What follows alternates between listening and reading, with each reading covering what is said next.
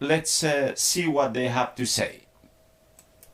Our conversations in private, we've talked a lot about Jesus and we've prayed together. And since I've been baptized, since being chosen, since coming to faith, I've noticed that I find it harder and harder to engage in anything else. I've had so many obsessions, so many compulsions in my life. I wonder how you are dealing with what appears to be a comparable transition. It certainly seems that something has changed in you lately. I've been watching your tour a lot, the way you talk about Jesus, and even our conversations. You know, you were reading the Bible, I figure, when you go, so I'm reading it for the first time, and I just wondered if you could tell us about that transformation. Well, I mean, it was not intentional at all. And I should just say at the outset, I know nothing about theology, and I don't think I'm ever going to learn. There's something about it that bothers me. I just want to go with where I'm led. And so I didn't set out to read the Bible or become more religious or anything like that. I just felt this internal pull in that direction, and I followed it. And that's where I remain to this day. But I will say this. You can't understand what's happening in the world right now in political or secular terms because it doesn't make sense at all. I still don't understand a lot of it, but I know for a fact that the only framework that makes any sense is a spiritual one. So, yeah, like you said, is the spiritual one. That's why we gotta understand that in the times that we're are right now, it's very crucial to understand that Christianity, yes, wants to lend a hand to the ones who don't understand about, what do we have to do here on earth? What are our tasks? What's our purpose? Once we understand that we are drawn with the fleshly desires of this world, of the desires of God. We have to choose. God always gonna leave us a choice. And if we choose to have it our way with our understanding, we're not gonna be choosing the right things, and we're not gonna be able to understand the times that we are in. But through the Bible, through the revelation, through the prophecies, we can understand more about the Bible. So let's not waste any more time, and let's go check a little bit further up in that video about the fact that yes, we're not dealing not just about worldly things, but something more than that. The new world order that wants to build himself in this time, this age, this time that we're living in. Let's check this out for Russell Brand. You're alluding to, because now globalism and centralized politics is about the kind of capture of the spiritual space that Christianity, of course, lays claim to. In a sense, the globalism is a totalitarian project that uses the idea of the sort of materialist ideas about individual freedom extraordinarily to legitimize further and further centralized authoritarian control. And it's, I mean, you know that it's an evil project.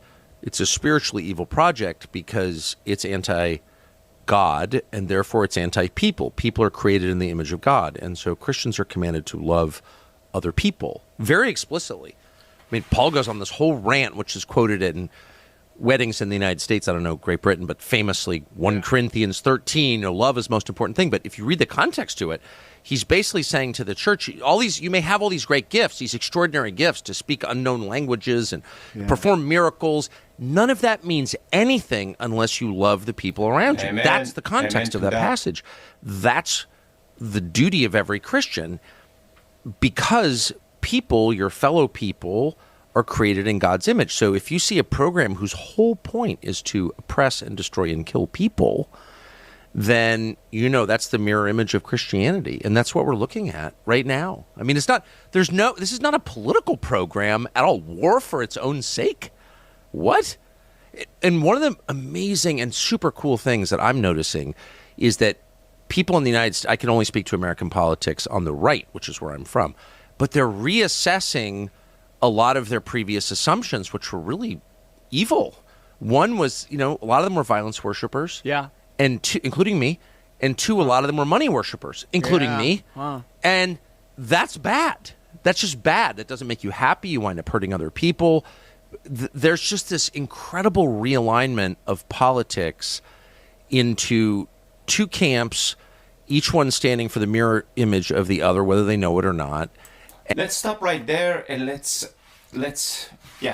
try to get you a better, clearer thing, a better, clearer view, a better, clearer understanding of what he means about violence and money. Because people that wants power, that wants to change the world, wants to use money to influence certain way of doing. And in that process, they are willing to say, for a greater cause of the humanity, 4 billion people are gonna die. Like, see how evil this thought is? If those people were dead, things would be much better. And this is why the spiritual like people with noble thoughts, worldly thoughts, are gonna say we gotta get rid of those Christians. That's why we're gonna be persecuting in the future, because they're gonna say the Christians are in the way. Which way?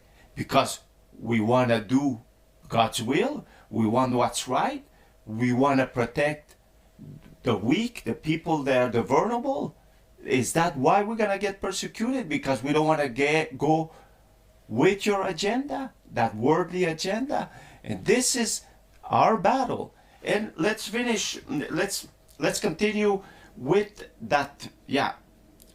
Chapter 13 of 1 of Corinthians, the verse 4, which says this: love is patient, love is kind. Love does not envy or boast. It's not arrogant or rude. It does not insist on its own way. It's not irritable or resentful. It does not rejoice at wrongdoing, but rejoices with the truth.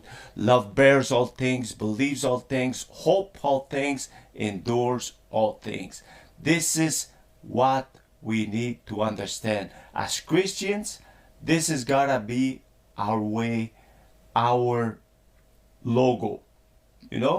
Even though we would like to transform the world in our own thinking, but we gotta say, no, your way is God. We gotta be patient. We're not gonna be boasting on anything else but your truth. We cannot rejoice on wrongdoing. Everything that's been doing wrong, we cannot do the same thing. We cannot pay an evil for an evil. And this is our biggest task, to be patient, to rejoice, to believe all things, hope all things, and endure all things in the name of Jesus. Because the truth will set us free, and love is the only way to do it. To love one another, to love our neighbors as ourselves, and to love God beyond all things. And this is what is going to give us freedom. It's going to be giving us the capacity to say, God, your ways are not my ways. May your Spirit lead me to understand all the prophecies of the Bible, to understand the times that we're in, and what we must do to endure till the end. To keep the faith, to keep on loving people, to keep on praying for the people who does us wrong, and to, hear those voices that I'm now introducing to you, and to understand that those voices are the voices of alarming, voices of the trumpets that is telling you, people that don't believe in the Lord, that yes, He is real, and there is a spiritual aspect on it.